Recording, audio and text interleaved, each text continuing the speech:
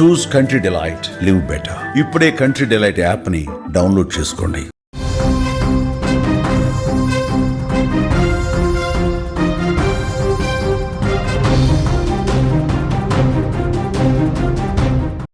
Breaking news చూస్తున్నాం. హైదరాబాద్ లో దారుణ ఘటన చోటు చేసుకుంది.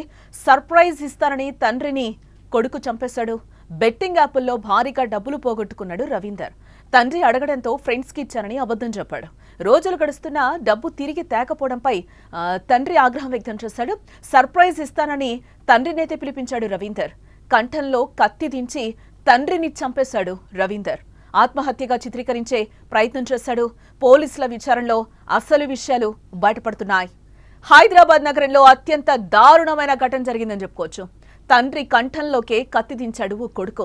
సర్ప్రైజ్ అంటూ నిర్మానుష్య ప్రాంతానికి వెళ్లి కళ్లకు గంతలు కట్టి కసిదీరా కత్తి దించి చంపేశాడు. ఆ తర్వాత ఆత్మహత్య అంటూ నాటకమాడాడు. కానీ అసలు విషయం బయటపడటానికి ఎక్కువ సమయం అయితే పట్టలేదు. అసలు తండ్రిని చంపాల్సిన అవసరం కొడుకేం వచ్చింది? సర్ప్రైజ్ అంటూ నిర్మానుష్య ప్రాంతానికి వెళ్లి ఎందుకు చంపేశాడు అనే ప్రశ్నలకు జవాబులు వెతికితే కళ్లు బయలుగమ్ముతున్నాయి. ఈ హత్య వెనుక బెట్టింగ్ భూతం ఉంది. హనుమంతు వనపర్తి జిల్లా నుంచి ఉపాధి కోసం హైదరాబాద్ వచ్చి గోపన్పల్లి ఎన్టీఆర్ నగర్ కు వలసొచ్చి మేస్త్రిగా పనిచేస్తున్నాడు. అయితే ఇటీవల హనుమంతు ఇంటి దగ్గర తన పేరు పైన ఉన్న భూమి తనఖా పెట్టి 6 లక్షలు అప్పు తెచ్చి ఇంట్లో దాచాడు. ఇది గమనించిన కొడుకు రవీందర్ పలు బెట్టింగ్ యాప్ల్లో డబ్బులు పోగొట్టుకున్నాడు.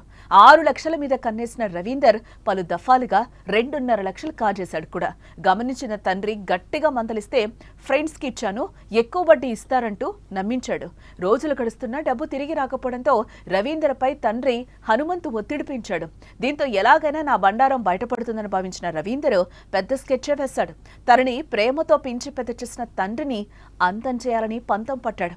తండ్రితో ప్రేమగా ఉన్నట్టు నటించసాగాడు. బుధవారం సాయంత్రం తన ఫ్రెండ్ మన డబ్బుతో పాటు గిఫ్ట్ కూడా తెస్తున్నాడు, నీకు సర్ప్రైజ్ ఇస్తాను నాన్నోయ్ అంటూ నమ్మించాడు. కళ్లకు గంతలు కట్టాడు. ఎవరూ లేని ప్రాంతం ఎంచుకున్నాడు. అక్కడికి తీసుకెళ్లాడు.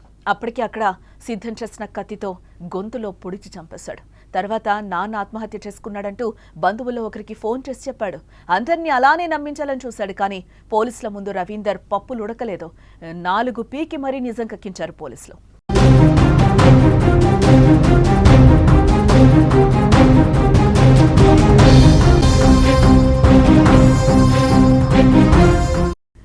హనుమంతుకు భార్య జములమ్మ అలాగే కొడుకులు రవీందర్ సంతోషిలున్నారు.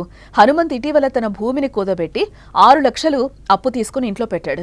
ఇంటర్ పూర్తి చేసిన పెద్ద కొడుకు కెతావత్ రవీందర్ యాప్లో ఆన్లైన్ బెట్టింగ్లకు అలవాటు పడ్డాడు. ఎవరికీ తెలియకుండా ఇంట్లో నుంచి 2.5 లక్షలు తీసుకెళ్లి బెట్టింగ్లో పోగొట్టుకున్నాడు. తండ్రి పదే పదే డబ్బుల గురించి అడగ్గా అవసరానికి స్నేహితునికి ఇచ్చానని త్వరలో తిరిగిస్తాడంటూ కూడా ఆయనకి చెప్తూ వచ్చాడు. దీంతో రోజు ఇంట్లో డబ్బుల గురించి గొడవ జరుగుతూ ఉండేది. ఈ క్రమంలో రవీందర్ తన స్నేహితుడు డబ్బులు ఇచ్చేందుకు వస్తున్నాడు. మంగళవారం తండ్రిని ఎన్టీఆర్ నగర్లోని నిర్మానుష్య ప్రాంతానికి తీసుకువెళ్లడం జరిగింది. నీకు మంచి సర్ప్రైజ్ ఇస్తానని నమ్మించి తండ్రి కళ్లకు గంతలు కట్టాడు. అప్పటికి అక్కడ సిద్ధంగా ఉంచిన కత్తితో గొంతులో బలంగా పొడిచాడు. దాదాపు 100 మీటర్ల వరకు పరిగెత్తి కింద పడిపోయి హనుమంతు అక్కడికక్కడే ప్రాణాలు వదిలినట్లుగా సమాచారం. అనంతరం రవీందర్ బాబాయ్ రమేష్ కు ఫోన్ చేసి నాన్న కత్తితో పొడుచుకుని చనిపోయాడని చెప్పాడు. ఆత్మహత్యగా కుటుంబ సభ్యులకు బంధువులను నమ్మించి మృతదేహాన్ని అంత్యక్రియల కోసం కోతులకుంట కూడా తరలించడం జరిగింది. కాగా ఈ విషయం తెలుసుకున్న గచ్చిబౌలి పోలీసులైతే ఘనపూర్ పిఎస్ కు సమాచారం ఇచ్చారు. అంత్యక్రియలు నిర్వహిస్తే అందరిపై కేసు నమోదవుతుందని హెచ్చరించి మంగళవారం రాత్రి హనుమంతు మృతదేహాన్ని తిరిగి గచ్చిబౌలి పిఎస్ కు తీసుకురావడం జరిగింది. మృతదేహంతో పాటు వచ్చిన రవీందర్ ను విచారించగా తానే హత్య చేశానని ఒప్పుకున్నాడు. నిందితుడిని అరెస్టు చేసి రిమాండ్ కి కూడా తరలించడం జరిగింది పోలీసులు.